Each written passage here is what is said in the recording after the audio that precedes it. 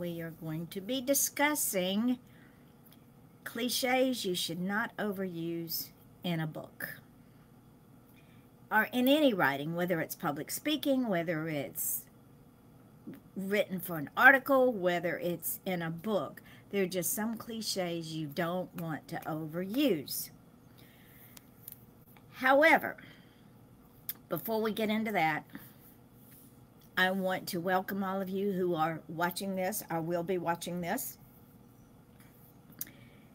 Midnight Publishing was started because I lost my publisher.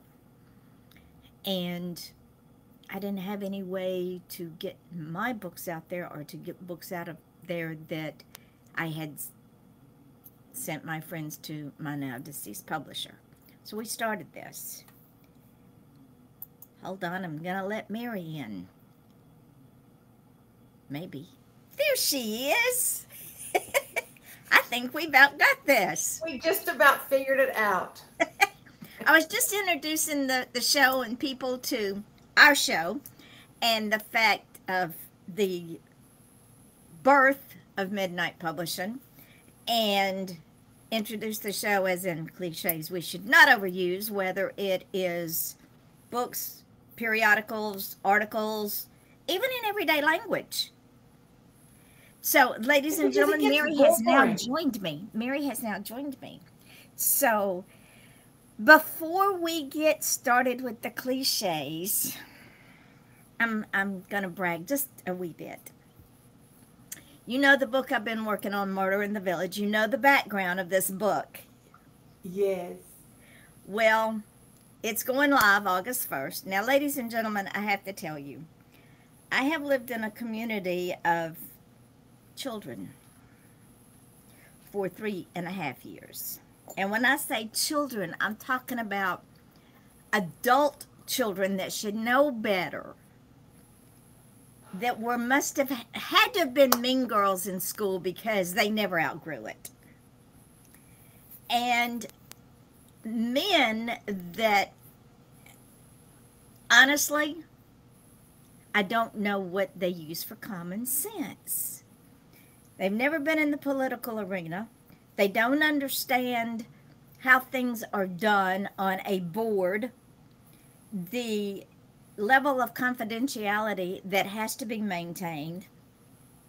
So rather than going out and physically removing these people that don't even deserve to breathe the same air we breathe, and then because I don't rock orange, I kill them off in books. It's our favorite thing to do. It's so much fun. It's so much fun. Well, I don't know if you've seen all the comments from some of the people that are in the village that are friends of mine. They are saying, we can't wait. And last night when I was calling bingo over at the other phase, everybody kept saying, will we know who they are? I said, oh, yes, you will. Now, in the beginning of the book, right after the title page, I wrote, all the characters in this book are fiction. Any resemblance to persons living or dead is pure coincidence. I saw that. Inspired by a little live people. There you go. And I can do that. So with that being said, it will go up on Audible, it will go up in hard copy, and it will go up on Kindle.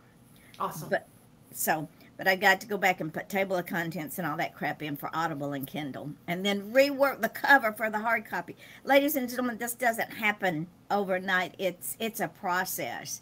And this is what I offer all of my authors at no cost. This is what people don't understand. I do this on my time, my dime, and my love of paying it forward. Right, Mary? Yeah. So, there you go. If you want your book published, all you got to do is contact me. In fact, I had a guy at church say, I was told to come to you, and I said, send me your stuff. And he goes, what? Seriously, send me your stuff. We can make it happen. I haven't heard from him yet. Probably won't, but that's on him. People take time. They do. They really, really do. It has to. But It has to gel around till they think it's their idea. Yeah, some of them don't. Yeah, they never do. So in Murder in the Village, my three drag queens from the Pink Canary and When Fates Collide, Mardi Gras Bound, and When Fates Collide, Arm Candy, and Shady Rest had to come play. I bet they had a ball. Oh, Penelope came into her own in this book. You know, she's a hot mess anyway, but Yes. she really, really, yeah, put, yeah. Y'all just have to read the book. So, what have you been up to? I know last week you were reading a story to some children. I read, well, I went to read a story to children and not a child showed up. What? I think it was too close to the 4th of July. And the woman, it's a new shop. It's called Moon River Cafe and Curiosity. My phone, I forgot to turn it down. Sorry. Um, Moon River Cafe and Curiosities, and it's new. It's a brand new shop. So they're still getting the word out. They're very big in the community. They have art, original art by local artists on the walls everywhere. Nice. And they sell books for local art. That word. Artists and authors sound too much alike. Painters and writers. There you go. So it was very interesting. One of my new friends, Billie Jean Glenn, she's also an author. She wrote a children's book. And it's in every one of Brevard County's libraries right now. Nice. Yes. And Brevard County has like 17 libraries, I think. Not counting the law library. Yeah, it's a huge county. And not counting the history library. So anyway, those books are there, and she was so funny. She had mentioned when I posted an announcement that I was going to be at Moon River. She said, well, I'm going to come because I want to watch the pro at work. What? I forget sometimes how people see me. I am me. I'm as plain as they come. I try not to, I try to get away from my roots. I'm not ashamed of my roots. I'm a country born and raised girl. But I've been running from my roots for most of my life. Embrace them. Well, I've started embracing them. I still can't talk like everybody else in my hometown, though. It just doesn't come out right. That's because you've been away so long. Oh, let me go home for a week by myself. And there you go. You're right back into it. It's like riding a bike. Anyway, Billie Jean and her husband were there, and we were waiting and waiting for children to show up, and finally the cafe owner showed up. Her daughter was managing the cafe part. So Mama comes along, Kate Broderick's her name, and she started talking with us, the three of us, and I said, well, you know what? Just because there aren't any children here doesn't mean that I can't read my book. So I read the book to these adults. I gave them each a copy to read and hold while I read it. And it gave me a dry run, a practice run basically. And Kate and Billie Jean had both worked as chaplains in hospitals in the past. Nice. And they both said this book needs to be in the hands of the hospital staff because this is the one about organ donation. And so I at least have started the ball rolling. I reached out to Holmes, chaplain, and then he put me in touch with their gift shop coordinator or something like that. So we'll see. We'll see what happens. Also, You just never know. Well, in Georgia, and this was who we went through when we donated Ramonda's organs. It's it's not the hospital, it's the organization that gets all the teams together and that people send their request to be either a donor or a recipient to. Uh-huh. I'm going to get that from Brandy and send it to you. Thank Be- you. because the recipient, as well as the donor, especially children and even adults, don't understand the unselfish act. And that's what I focused on in my book because it was for children. It's about being kind and how you can extend this kindness beyond your physical life. Exactly. And I didn't want to get into any gory, crazy details. I just stated it so that a child could understand it. And both of the husband didn't, but both of the women who listened to me read were going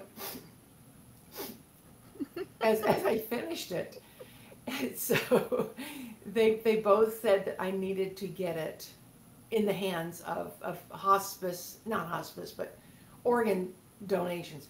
And I really hadn't thought about this, but I should reach out to organdonor.gov. Yep. Also, CHOA, which is Children's Hospital of Atlanta. Uh-huh. It used to be the Scottish Rite Hospital. Yeah. They do, that's where Ramonda went, and it was at their suggestion that the kids might want to consider donating Ramonda's organs. And because they work with children and Yes. families of children, their compassion is over the top. Oh, you have to be compassionate to work with families of children Yes. who are So, shedding their mortal coil. so reach out to them. And I would also reach out to St. Jude's Oh, yeah. because I don't know, I'm sure that they have a organ donor program because again, all they deal with is children. Yeah. And they might incorporate it into a packet for a family that is thinking about donating. That was what Kate had suggested would happen at the local hospital because, one of the first people they call on is the chaplain. Correct. And she thought if the chaplain had a stack of my books, when they're giving out other brochures and information, this book could come right along with it. Because when the decision was made to donate Ramonda's organs, the nursing supervisor and the woman from this, I forgot what it's called, sat down with us and talked and gave them information Right. and explained to them that they had these several people that were in dire need, especially this 12-year-old girl who only had 2 weeks to live. Ugh. So it's like I told Brandy, there was a reason that we no longer have Ramonda. It was in God's divine plan. He gave her to us for 13 years. Some people don't get their child for 5 seconds. Nope. Some babies leave us in vitro. I mean, they, for whatever reason, they miscarry or they're born stillborn. Some are born 6 weeks after. But Ramonda was given to us for 13 years. And because her dad performed CPR on her, it kept that heart alive long enough for them to get her intubated and get her on life support to keep that organ alive along with God the other bless 'em. organs, even though she was brain dead. That had to be hard on everybody. It My son-in-law lived with guilt for many, many years because he thought he could save her. He thought he failed her. And what the neurologist told him was it was because of his CPR that kept the organs viable, and Right, that right. he did all he could possibly do. I mean, had he not done that, if he thought, well, I'm not qualified, there's nothing to do, then nobody would have benefited from her No, short life on earth. no. So she continues to be a blessing. Oh, And absolutely. when families think about, and they're in the throes of grief because their child is dying, and they're approached about that, if they could think about the fact that because of that family's decision to donate that child's organs, they now gain family they might not ever meet, because Oh, that absolutely. child's DNA becomes part of that recipient's DNA. Yes. And I think your book would be a beautiful teaching tool. Thank you. So, I'm really excited about it. It's really funny because when my cousin first received her heart transplant, she was in her early 30s. She had two small children, and she and I talked after she'd gone through, after about a year of her going through all the craziness that you have to go through. And I asked her, would she mind if I wrote a story about her? In my head at that time, I mean, this was umpteen years ago. It was 20, almost 25 years ago. I had it, I had visions of a Hallmark romance. mm-hmm. Somebody donated her heart, and random strangers met on a subway or whatever, and they fell in love instantly, and it was like, oh, I just fell in love with your heart. And that's when she said, well, I have a heart transplant, blah, blah, blah. They figured out that she was carrying his ex-wife's heart, or former wife, deceased wife. And I had all these thoughts, and I started writing and outlining, and then I got to a roadblock, and I just couldn't.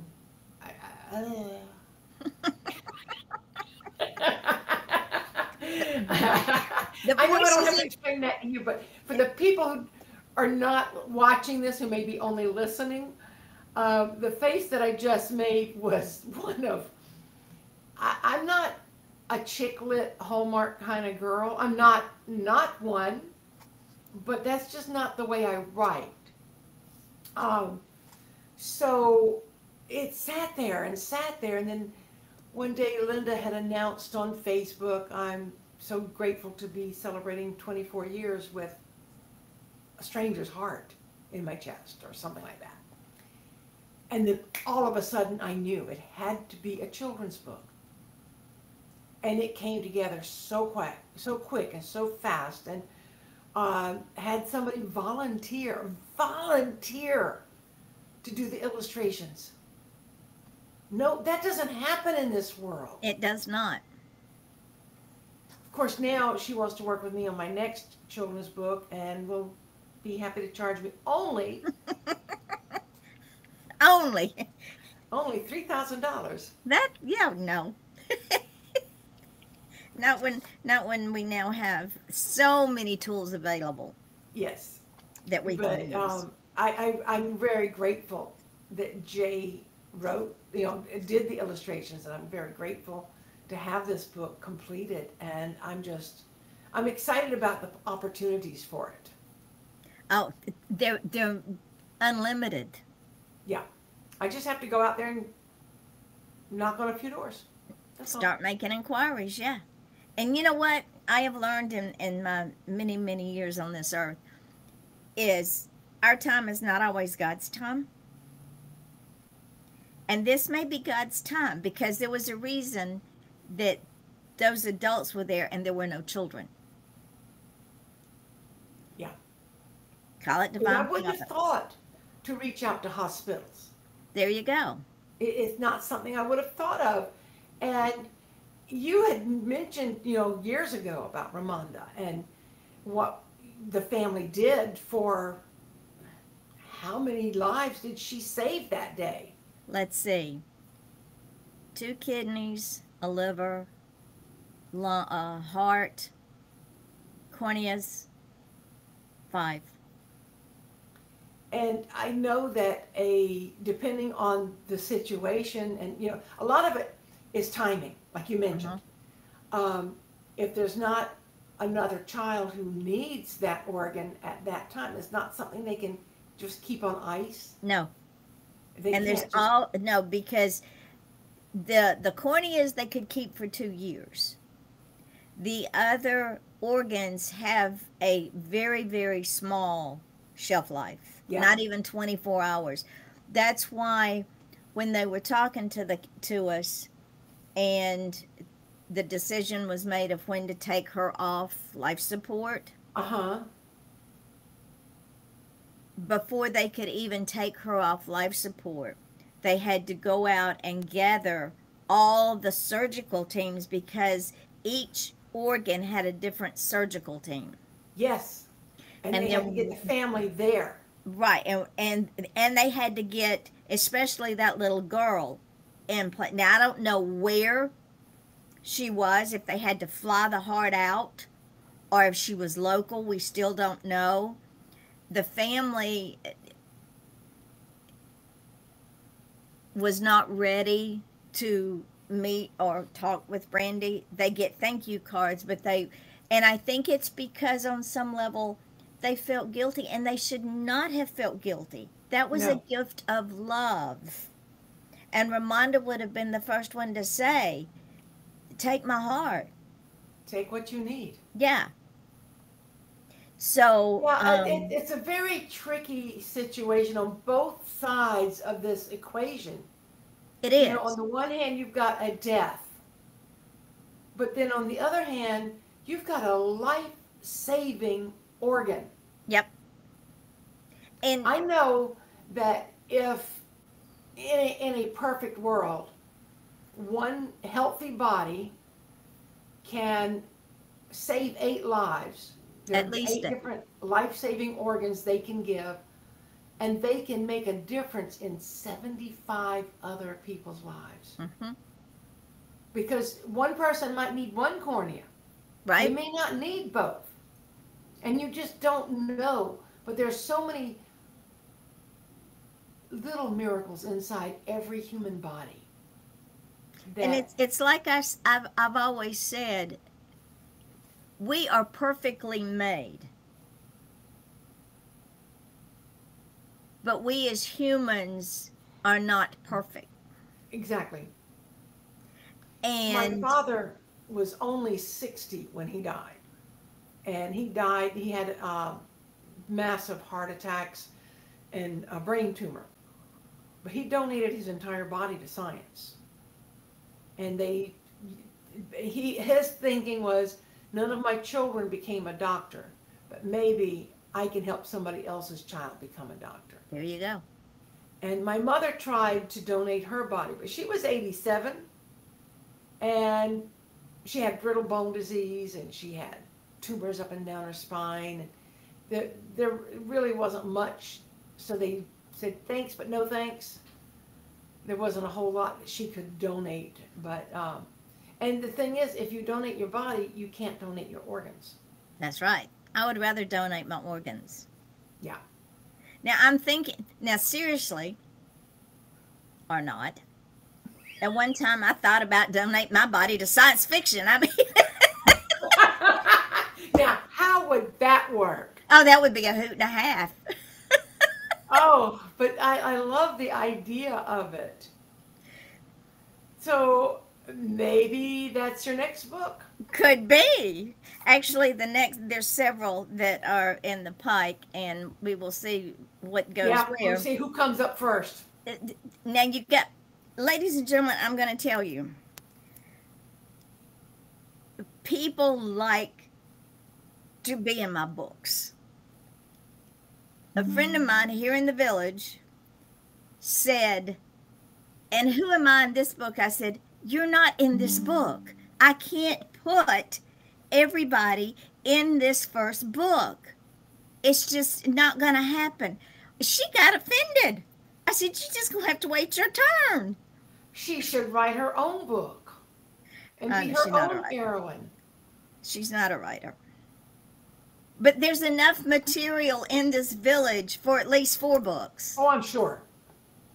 So I said, you'll be in the next one. Just everybody chill out. There's room for everybody in this series. Yeah. The next in the series, and I told him, I says, the ending of this book is not going to be what you think it is. There's a twist.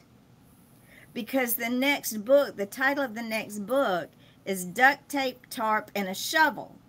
And the first line is, it all started in the middle aisle of a hardware store.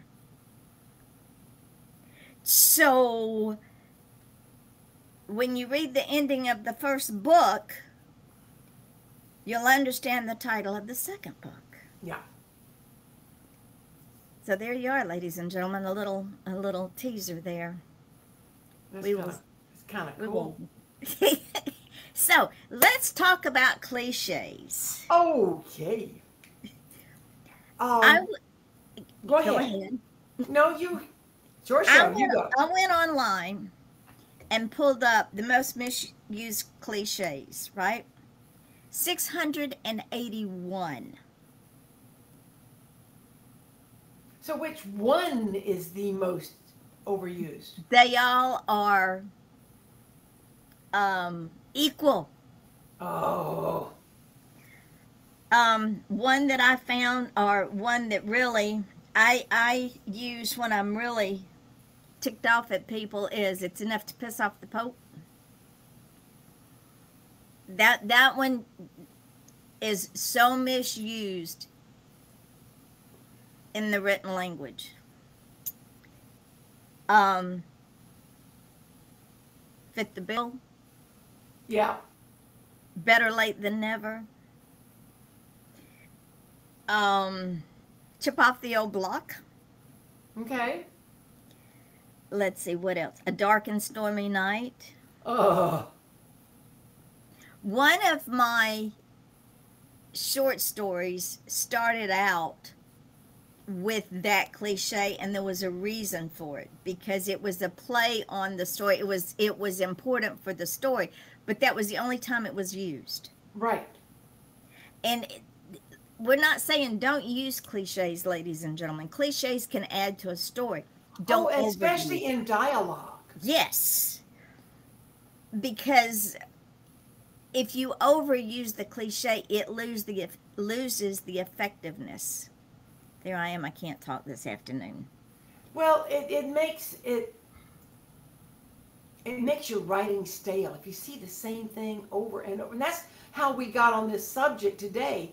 The last time we met 2 weeks ago, I had told Yvonne about a book I was reading by a best-selling author, really well-known, and well, I never heard of her until my niece told me about her. Her name is Jodi Picoult.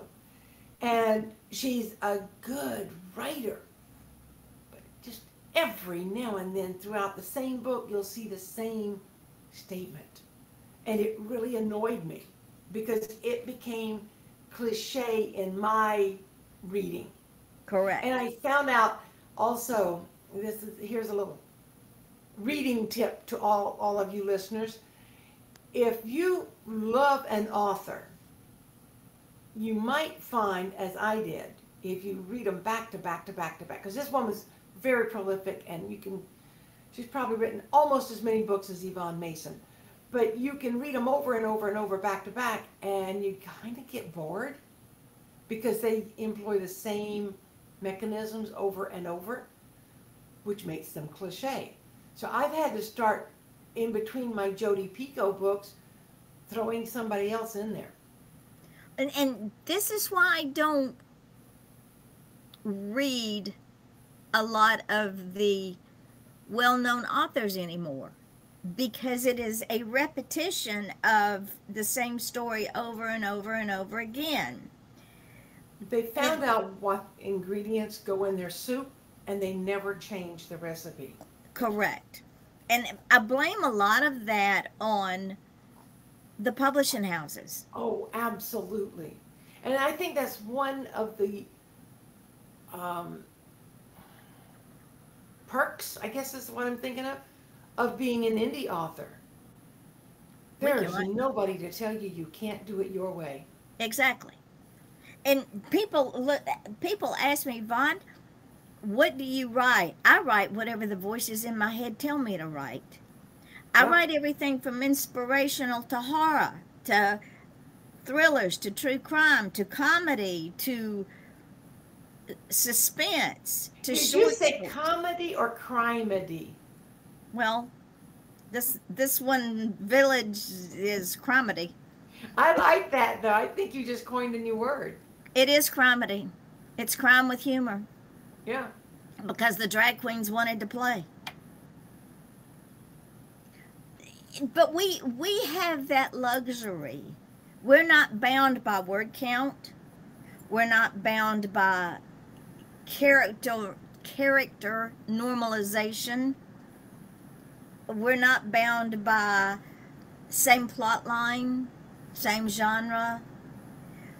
I quit reading Patricia Cornwell for that very reason. I quit reading John Connolly for that very reason. I quit reading, who's the other one I used to read a lot? See, it's been so long because I quit reading. I quit reading Stephanie Plum for that Oh same yeah. reason. And I like Stephanie Plum. But I could tell you from the very first sentence what was going to happen by the end of the book. That is one of the most frustrating things to me about watching television, especially series.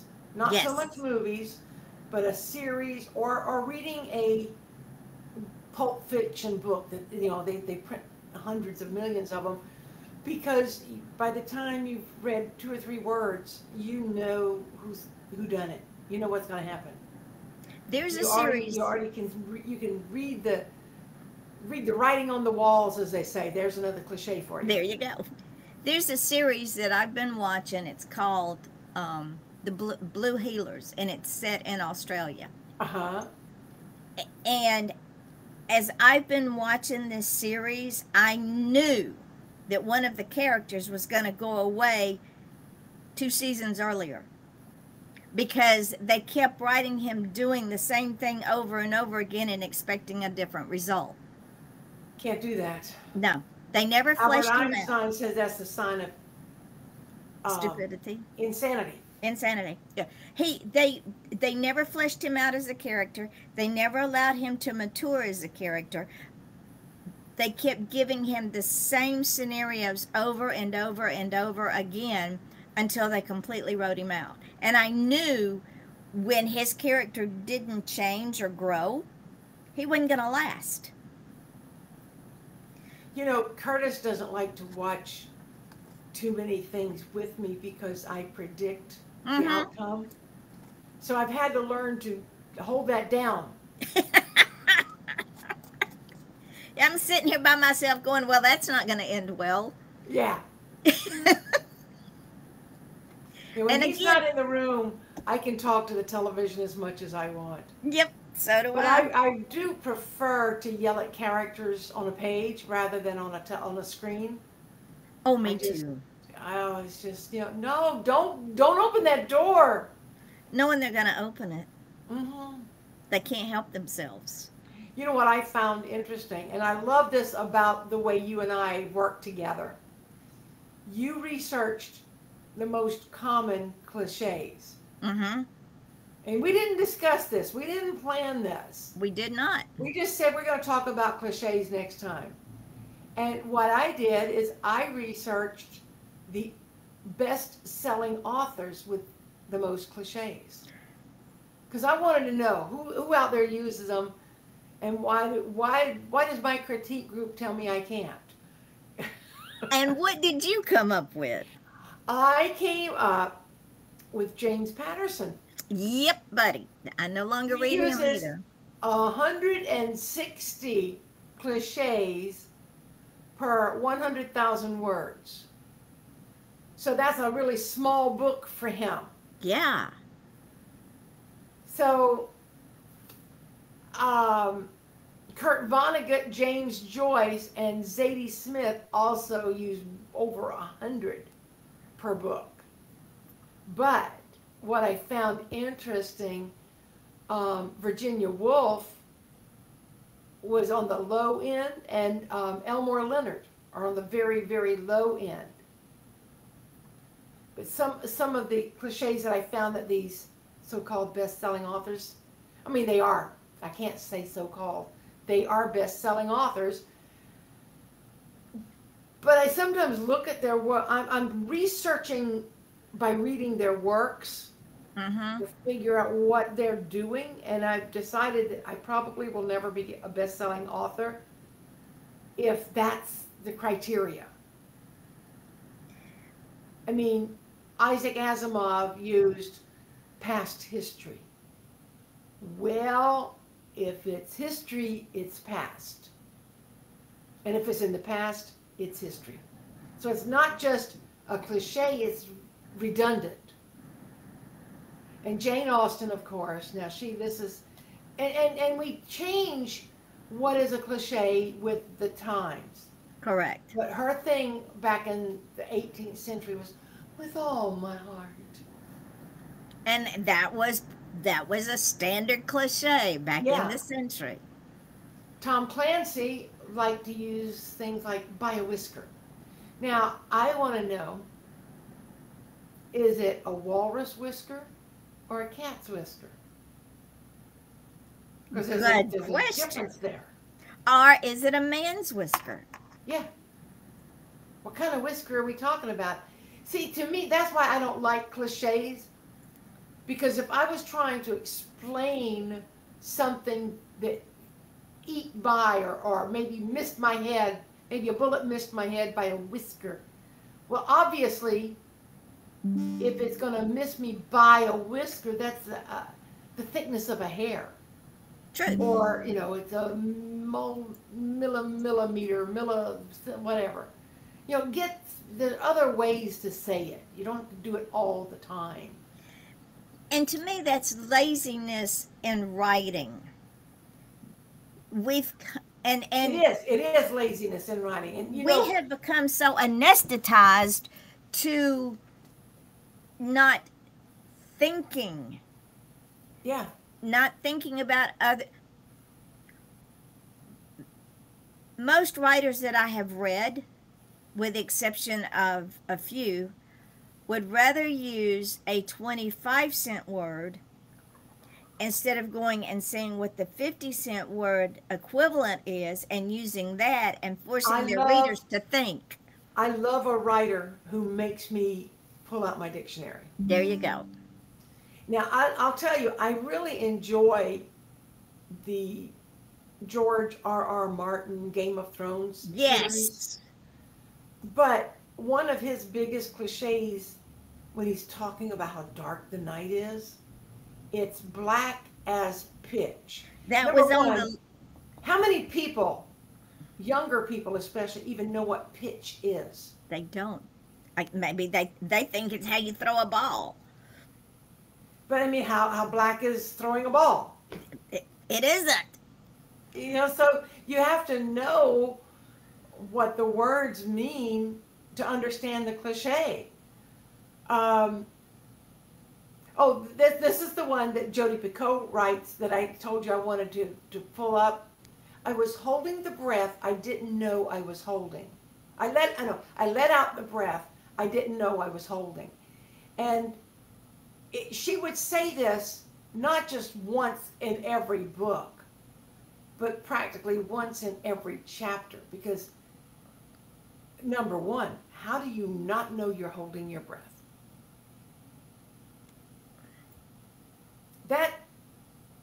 If I hold my breath long enough, I'm going to pass out. Yeah. So when I read it like 3 times within the first couple of chapters, I almost chucked the book across the room, but I was afraid I'd break something else, so I didn't. But that kind of stuff annoys me. Um, one of the queens of cliches is Danielle Steele. Oh, yes. Very She much loves to so. talk about the weather. Um, this is something I see on Facebook a lot, little memes around there about how you're not everyone's cup of tea. Mm-hmm. And that's definitely a cliche. And Yvonne and I are nobody's cup of tea. No, We I'm not even some people's shot of whiskey. no, and thank God. I don't want to be. I don't want to Me be. either. So here's one that I read quite often is the clock ticked. Sometimes they'll say the clock ticked silently. Well, then how do you know it ticked? And why aren't you using digital watches and timers and looking at your phone? People don't watch clocks tick on the wall. Not anymore. And we always have the clear blue sky. I edited a woman's fantasy novel not long ago, and that was one of the things that I had to point out to her frequently, was how beautiful the sky always was. I said, are you doing a Chamber of Commerce brochure here? It's okay if the sky's always clear. Because every now and then she'd have it rain and have a little interest of what was going on during that point. But the sky was always clear blue. So then she changed it to the azure sky. I'm like, oh, God. It's the same thing. But there are ways to talk about the weather that have nothing to do with the weather. Johnny was digging Margaret's grave, and the sweat just, ran down the handle of the shovel. Or Margaret poured the poison into Johnny's cup and chuckled softly as it turned it a milky green or something. There's a way to do it. Well, to make it more descriptive. I mean, Yeah. and then on the opposite side of that coin, another Too author much description. way over the pale. I don't read Stephen King anymore for that reason. He will describe a blade of grass to death. How many ways can you describe a blade of grass? It is green, it is long, it is short, it is wet, or it is dry, or it is alive or dead. End of story.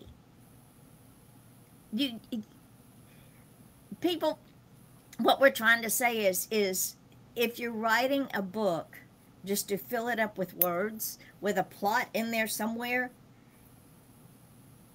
before you send it out to anyone, go back and reread it like you're not the writer. Read it out loud from a print. Exactly. Don't just read it on your computer screen, because we get so I don't want to use the word blasé, but that's all I can think about right now. We get so inured to what we've done. And we, as writers, we typically have two sides to our coins. Right? We are gods, and the world should obey us. Or we're little worms, and Not our worthy. stuff isn't worth a crap. And most of us don't have an in-between. Except for me and Yvonne, because Yeah. we know that. We don't care either way.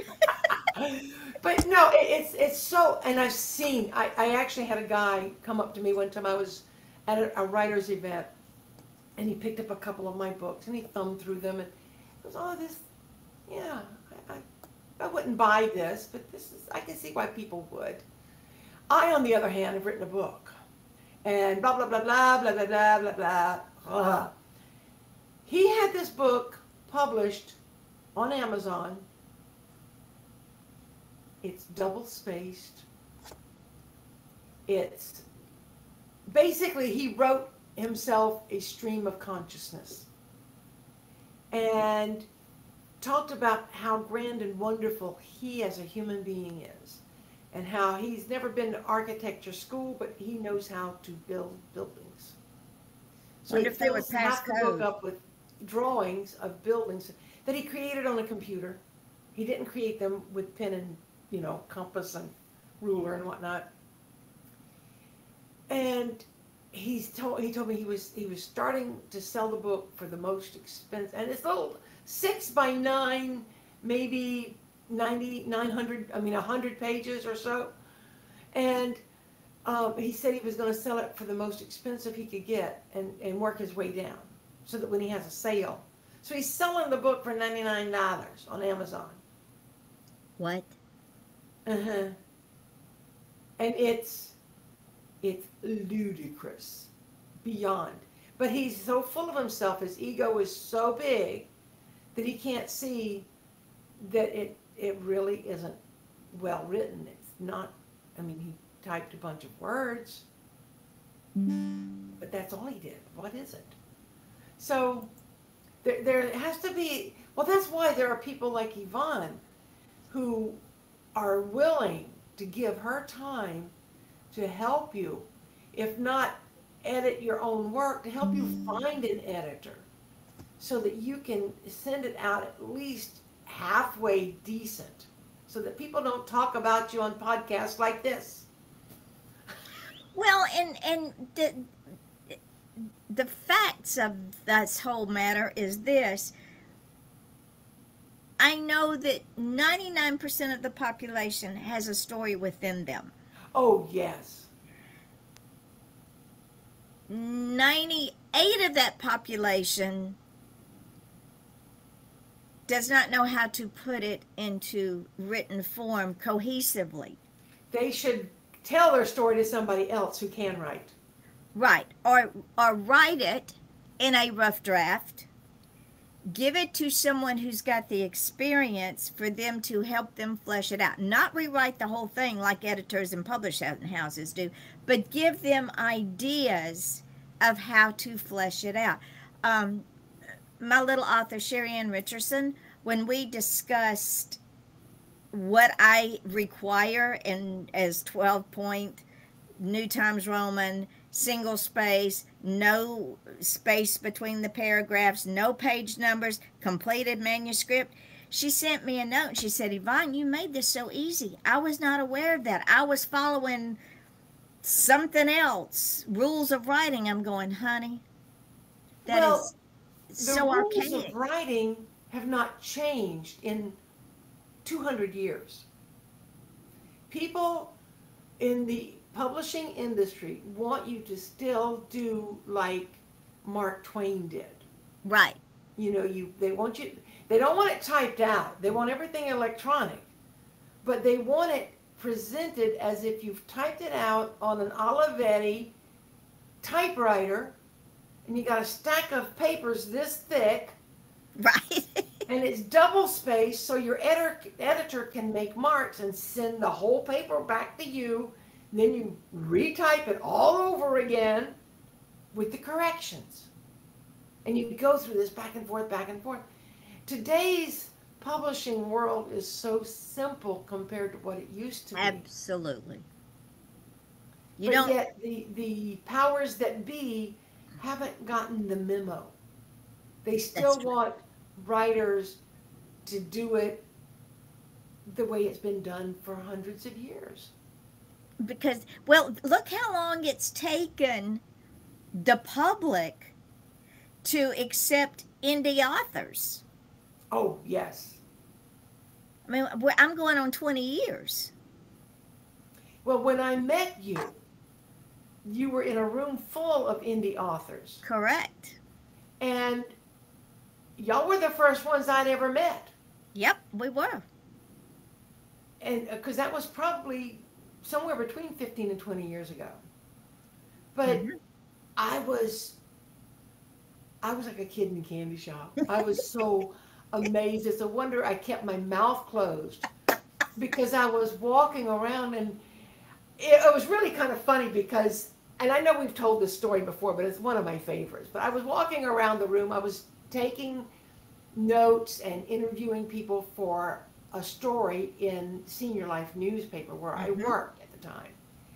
And I was buying books, I was being given books, and I was getting all kinds of little tchotchkes and things, and I had a little tote bag, and it was filling up. I was walking like this because it was getting heavy. And then across the room, I saw this little top hat.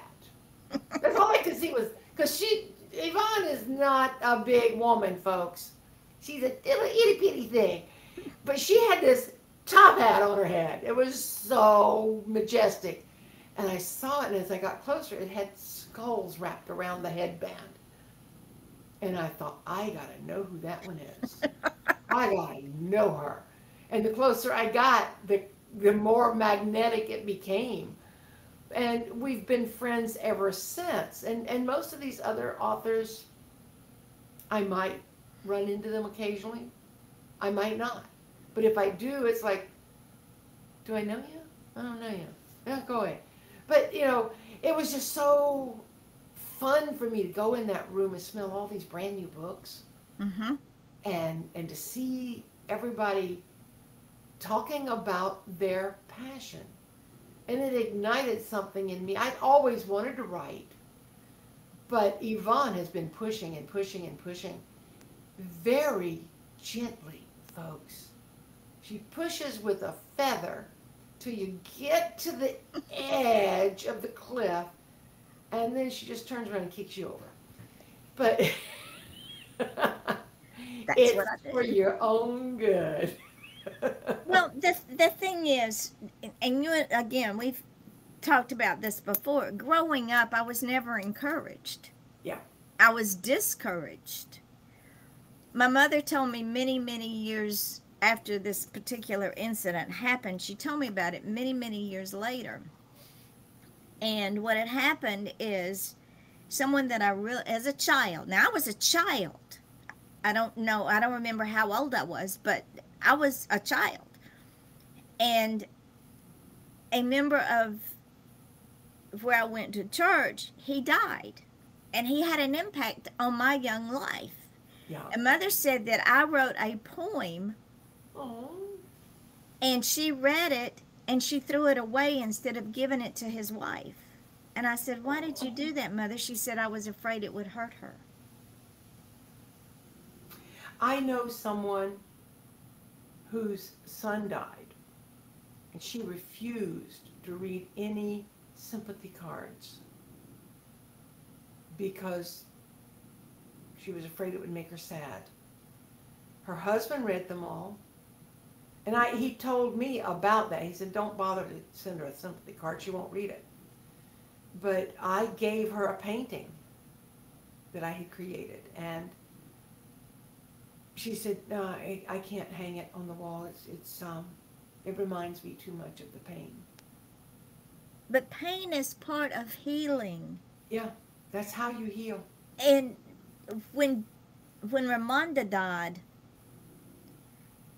the kids got cards and text, and Brantley Gilbert, who is a country and western star from their hometown, and I he know was that Ramonda's name. favorite country and western star. She had her picture made with him in the local Walmart Oh, at his insistence because she didn't feel pretty because she had eczema and psoriasis from the asthma. And he pulled her into him and told Brandy to take the picture because she was standing off like this because she was ashamed of herself. yeah. But when she was at Choa, he and his new bride, who were on their honeymoon, wrote a message and sent it via text message to my son-in-law. We don't know how they got the number, but you got to remember they're all from this small town. Sent the message to my son-in-law, and we all read it, and it helped because somebody else was feeling a pain, a loss, Yes. somebody that we did not know personally. So after Ramonda died, some friends of Brandy's had VIP tickets to Brantley Gilbert's concert. They took her.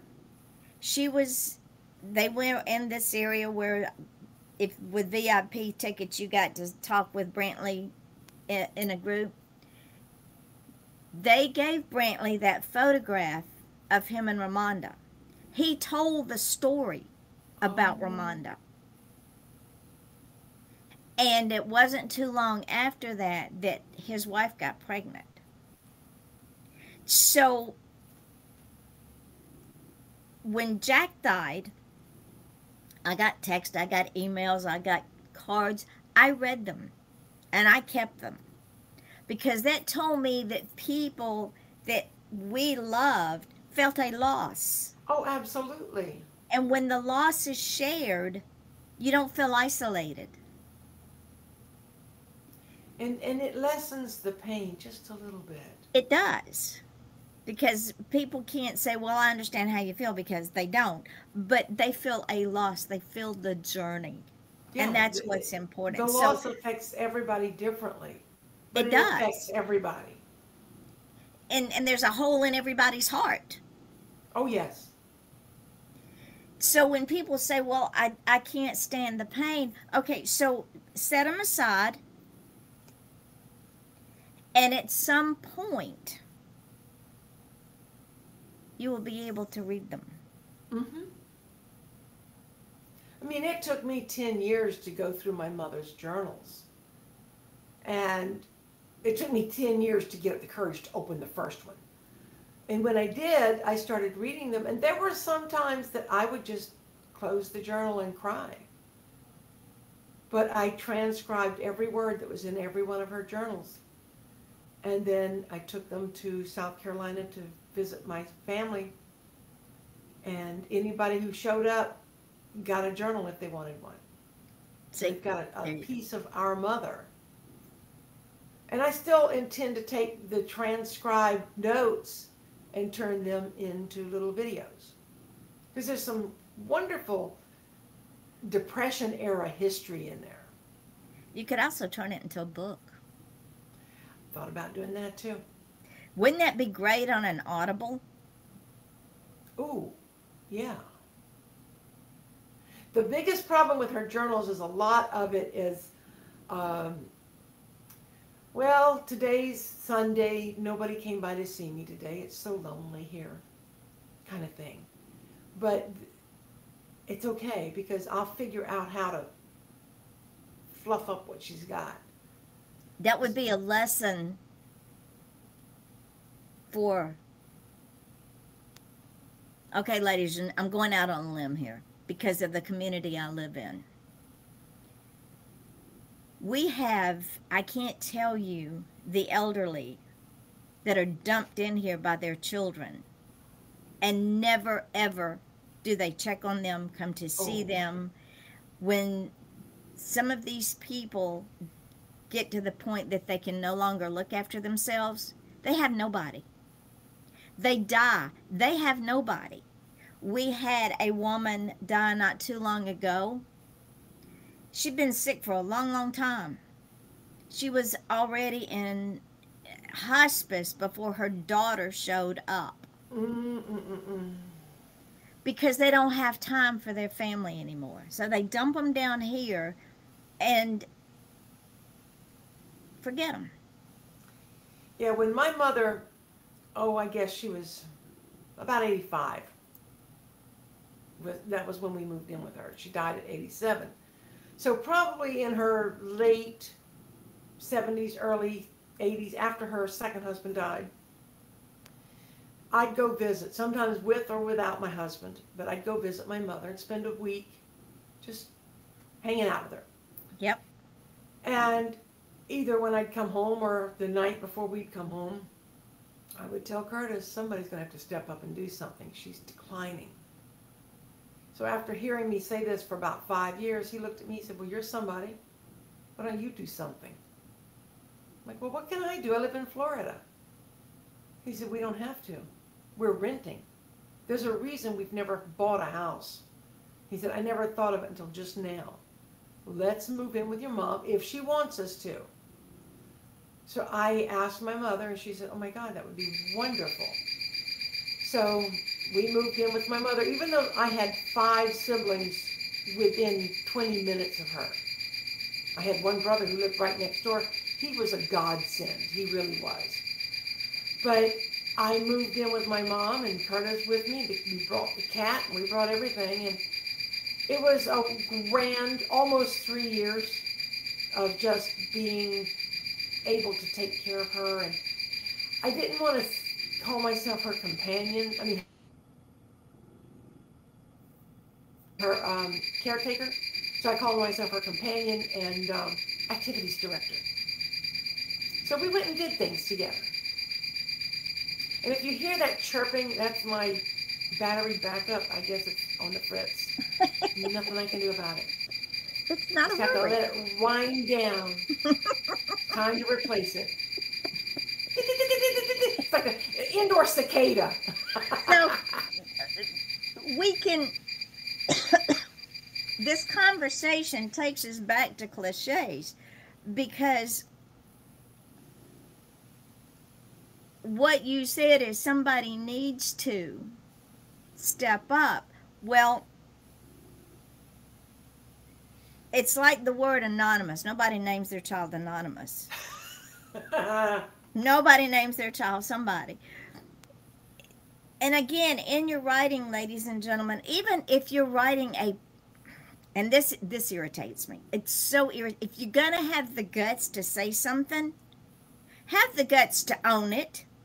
Oh, yes. And you own it by putting your name to it. Well, I Don't think be the anonymous. anonymous probably is because over time nobody knew who said it, or nobody wanted to claim it.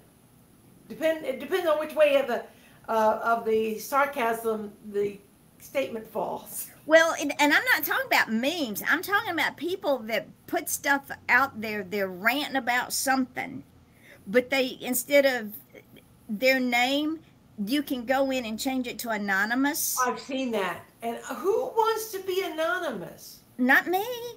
If I say it, I own it. And you can bet your bottom dollar I have thought long and hard before I've said it.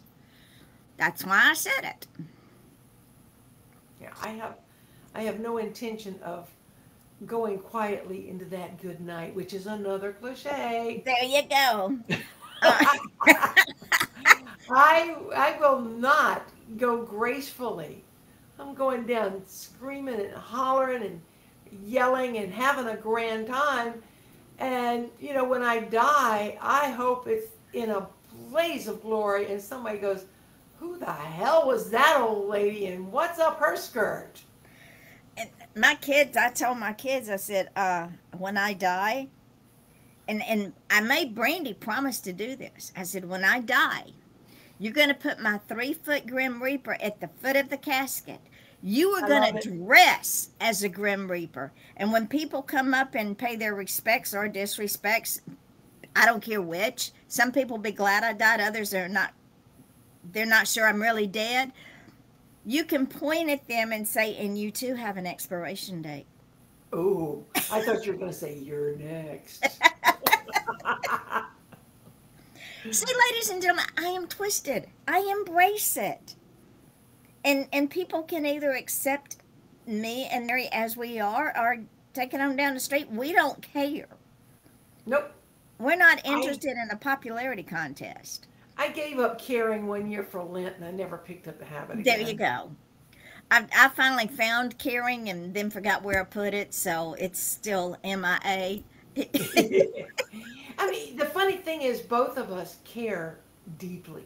We do. We care very deeply about the important things, We do. but someone's opinion of us is not important. Well, to And me, the cutest little meme I've ever seen about that was, it's none of your business what other people think about you. and that is true, because that's on them. Yeah. Their opinion of you is really their opinion of themselves. Oh, definitely. When I get beat up here in the village by some of the village idiots, I have to go back and look at them and go, you know, it's really sad. You apparently have no life. You want mine. Well, honey, you can't have my life. They couldn't Number one, you handle have your life. no, they couldn't. They'd be laid out in the middle of the street, beating their head on the ground, going, "Why me, Lord? What did I ever do?" But what people only see, with the exception of a few, is what I allow them to see. They think they know me. A, they underestimate me. B, they don't know the journey I've been on for the last 74 years of my life. They don't understand that the scars that I wear are internal and external. Oh, yeah. And I embrace those scars because I'm still here. You know, it's really funny because when we had our sibling reunion a couple weeks ago, we hired a photographer to come, and she overheard me telling one of my younger brothers something about one of my books, or all of my books, I don't remember. And she just zoned in on that. So after she finished her photography, she came over, she said, "Did I understand that you write books?" I said, "Yeah, I do." She said, "What kind of books do you write?" I said, "Well, I've written 2 children's books, 3 books about angels, and a sex novel." And she goes, "Oh, oh, tell me more." I said, "Hold on, I'll go to my car, I'll bring you in a copy of each." Well, she ended up buying a copy of each of my books. And um, she asked me, "Well, I can understand the angels, and I can understand the organs. How did you get onto a sex novel?" I said, "Well, it's not really a sex novel. It's a book about sex addiction and the man's journey toward recovery and 12-step tradition, blah, blah." And she says, "Why? You're not a sex addict, are you?" I said, "Oh, no." I said, "But I wrote this because I was Facebook stalked, and I was married to a narcissist, and I lived with, 25 years of psychological abuse." And she goes, "Oh, me too, been there, sister, done that." And so we started talking, and my older sister came over. She goes, "Mary, that's in your past. Leave it in the past. Move on." I said, "Oh, honey, I've moved on." I said, "When you hear me telling any stories about my first husband, it's only to put something else into context. It has nothing to do with my pain or what I've been through. It's to show people that I know what I'm talking about." It's a lesson learned. It's Yes, experience. but the truth of the whole thing was not that my sister was trying to help me move on.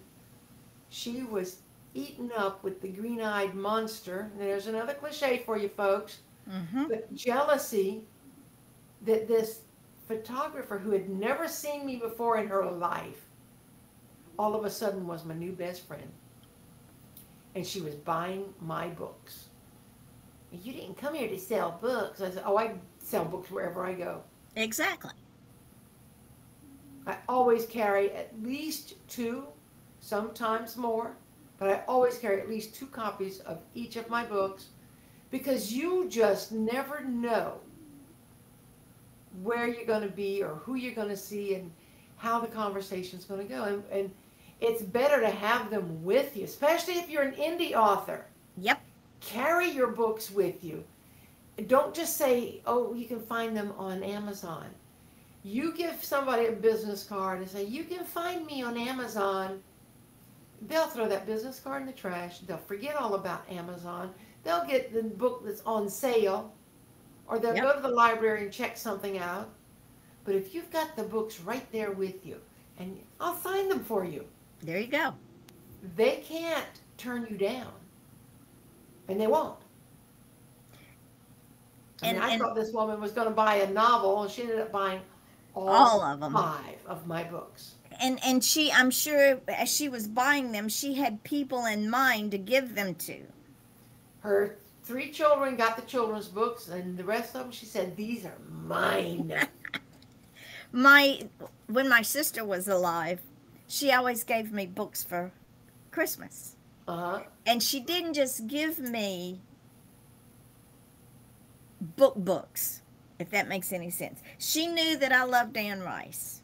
So whatever Anne Rice's latest release was, that's what I got. Nice. But the funny story behind that is she read it before she gave it to me.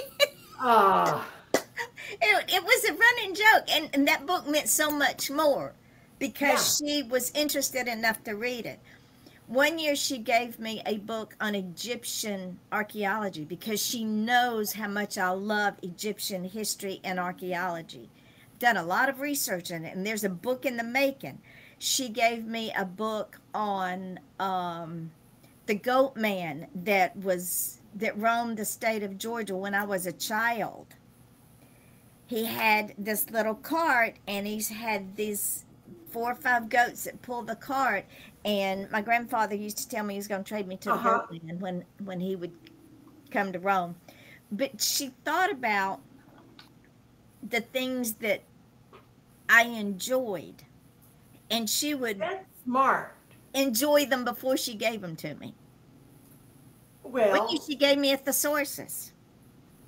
whoa. Yeah, which absolutely just, I felt like I'd had gold. The other day there was a somebody posted on Facebook that they had gone by this house and somebody had thrown out a complete collection of Encyclopedia Britannicas. I know, Oh, right? So they picked them up and took them home. I said I used to read those. Just sit down and read them, starting yes. with A, because there was so much information in Well, we those didn't have the encyclopedias. internet, No. and a lot of us didn't have easy access to libraries. We had a mobile library that came to us occasionally, but when my parents got encyclopedias, I was in heaven. I used Number to read, one, they were all alike. These yes. books looked so pretty in the bookcase. And nobody else in my family, very few people in my family read them. There were, out of 8 children, 3 of us were very studious. Um, I think one of my brothers liked to play with the anatomy pages, the little filmy ones where you could lay them across and Right. see um, the different body systems on top of each other. I studied the dog section in the D book. I learned so much about the different dog breeds, and it's so funny because every now and then I'll see a dog on TV or on the street, and I'll say, "Oh, that's a Weimaraner," or "That's a Burmese mountain dog," or whatever it happens to be. Curtis says, "How do you know that?" I Because I said, "I read had a about them. sheltered life as a child." I used to read the dictionary. The dictionary was my favorite thing to read. And I would just flip it open to a random page, and I'd start on the left-hand page, and I'd work down. That's how my vocabulary got big. Um, I I don't know. It's just so many things in the dictionary and the encyclopedias that were like forbidden fruit to me. Mm-hmm. You could read things about places that I only dreamed about. And it stuck with us. Yes. Well, you know, if you, what does they say? If you read it, you remember it. If you do it, you remember it better, or something like that. Which is why traveling is such a big deal if you are able to travel. Travel. But a lot of people, especially since COVID, we quit traveling, or we travel only for business, or whatever. But I think this past June, early June, we went to North Carolina. Curtis wanted to go visit his sister. Great, fine, wonderful. And we get up there, and I told him, I said, I want to see a mountain. I want to touch a mountain. I don't want to just drive through them. I want to get out. I want to touch a mountain. And I've got to remind him to send me the pictures because he took some great pictures of me just lying down on the side of a mountain. There's a little bald spot there, and I was in heaven. It felt so grounding for me to just be there. And it's like going to the ocean or watching a river flow by. Anything big nature is good for your soul. Oh, I agree. In fact, I'm very homesick. It's beginning to get, yeah, we're in the throes of the middle of summer, but fall is right around the corner. Yeah. And the And you lived two, in the mountainous area, didn't you? yes, we still do. My house Okay. is still in that area. The Blue Ridge Mountains are not that far from the house. It's a long range of mountains that covers almost the entire upper part of the state. Uh huh. For those that y'all don't know what the Blue Ridge Mountains are, it's also the Smoky Mountains. It covers It's also Georgia, called the Appalachian. Appalachian, Georgia, Alabama, Tennessee, North and South Carolina, and all the way up into Virginia. And if you've never spent any time in the mountains, I'm not talking about driving through them. I'm talking about, like Mary said, on top of a mountain, looking out over the majesty of nature. It stays with you. It's awe inspiring to realize, especially those of us who tend to live in suburbs or cities, those are our mountains, these big Yep. monuments, these big buildings. But when we don't go out and get engage in nature on a grand scale, you can go out to a city park. It's better than nothing. You can walk in your grass. Better than Nothing. nothing. But to go where the nature is all you can see, There's and no to go houses, hiking. there's no buildings, there's no concrete, it's just you and the mountains. And I tell people, I've been in this state for almost 20 years. And I tell people, you can take the girl out of Georgia, but you'll never take Georgia out of the girl. There is something so grounding in being from that part of the world. And people that I've talked to that lived in that area, Virginia, West Virginia, North South Carolina, Tennessee, they say the same thing. Those mountains, I have a friend right now from Pennsylvania. Those mountains call him home. They call me home. And that will always be home. Eventually, I'm going there Yeah. because I don't want to die here. I want to die in my mountains. Of course, being Scotch Irish doesn't help any. We have now gone into an hour and 15 minutes. Yeah, that seems to be our sweet spot, I think. It is. It really, really is. So, are we going to An do this? hour is too short. An hour and a half is too long. So, what shall we talk about next Wednesday? Oh, I don't remember what was on our list because we came up with a real quick list that first day that we did this. Ladies and gentlemen, I'll be a surprise because she'll remember the list and she'll send it to me. Yeah. And then we'll do our research and then we'll Yeah. promote it. But know that all of this will go up on all the social medias. She gets a piece of it. She puts it up on all of hers. I put it up on all of mine. Goes up on YouTube.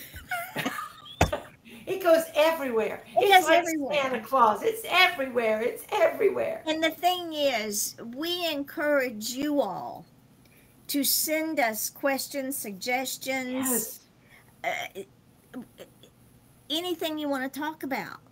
We'll talk about it. Yeah, I And mean, it's called All Things Books and Publishing, but all writers are humans. exactly. All publishers do is work with people. So if there's anything that you want to talk about, let We'll us talk know. about it. Just We don't care. post a comment on wherever you see us, and one of us will get back to you. And you want to be a guest on the show, let us know. Let us know. We'll make it happen. We know But how to make things. We might have to tweak it, but we know how to make things happen because it we takes don't give us up. about a month to get it worked But out. look what, but look what happened. I mean, we Today was remember picture perfect. when we were doing Blog Talk Radio, there was a learning curve. Oh, yes. And I ran that show for 16 years, Wow. along 7, 8. I don't know it. I started it when Ramonda died. She died in 2015. We ran the show almost 10 years before they Wow. kicked us. They went belly up. They went belly up and said, "We're done. We can't do this anymore." So we were looking for another venue, and I am not one to give up. Nope. So I found this one, and I said, "Okay, Mary." Now Yeah, the it's really funny because when I was working with Blog Talk Radio, it was because of Yvonne. She invited me to be a part of her show. And then when the time came, she says, "Okay, little bird, fly. Go. Do your own." And so we did a show with Be Unique. I mean, we had 20 different hosts over the course of almost 8 years. 20 different hosts, each with their own topic. We had hundreds of shows. I think we ended up with like 1,101 actually episodes. And I had one of my previous hosts ask me, "Did you download my shows?" I'm like, "Nope." I did download some, but I saw no need to download every single thing that everybody said. well, if they're on other networks, whatever, they can go and download them. If they're I on told him, I SoundCloud, said, Mixcloud, go to Spotify, Spotify. You can go to Apple iPods, what do you call it? Apple Podcast. right? They're everywhere. They're on, and that was one of the things I liked about Blog Talk was they really expanded your reach. Well, So these we're guys going are to do beginning this a little to. slower this go round, but we'll get there. Well, this is a new thing with Spotify. This is brand new. They're still tweaking it every day. I guess so. We're doing this now. We're doing that now. So eventually, it's going to be as big as Blog Talk. Now, Oh yeah. what we can do, and what I've been doing is once we go off air, and we shut it down, I download it. Then I upload it everywhere. It's already up on Amazon Music. It's on iHeartRadio. It's on Spotify. It's on iTunes. iTunes. It's, of course, on YouTube and all over Facebook. It's on the website. It's on Instagram when I get it. Yep, it's on Instagram. It's And I usually everywhere. post one on LinkedIn as well. There you go. So, as this thing grows, and I fully expect it to grow, Oh yeah. because that's what we do. I mean, look, we've Yvonne and only. I have never partnered on anything that stayed stagnant. Nope.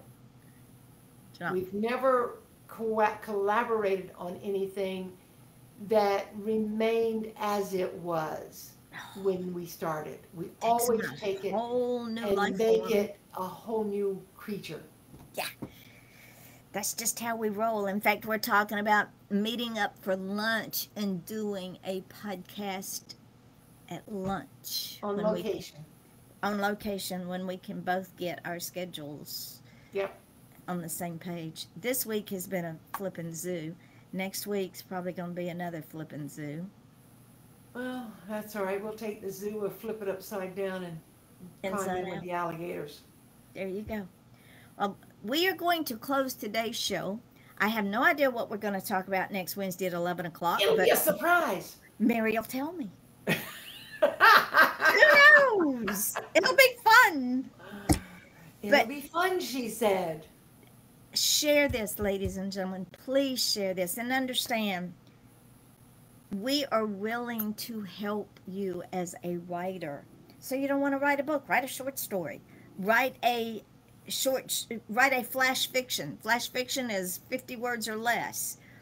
You get in there, you tell the story, and boom, you're done. Start with a flash fiction. Do a haiku. A haiku. There you go. Start with a haiku. Post it on Facebook. And yeah, you're going to get haters, but this is what I tell everybody. If you got haters, you're doing something right. Exactly, because if nobody's talking about you, nobody's paying attention to you. Exactly. And with that, we're going to close the show.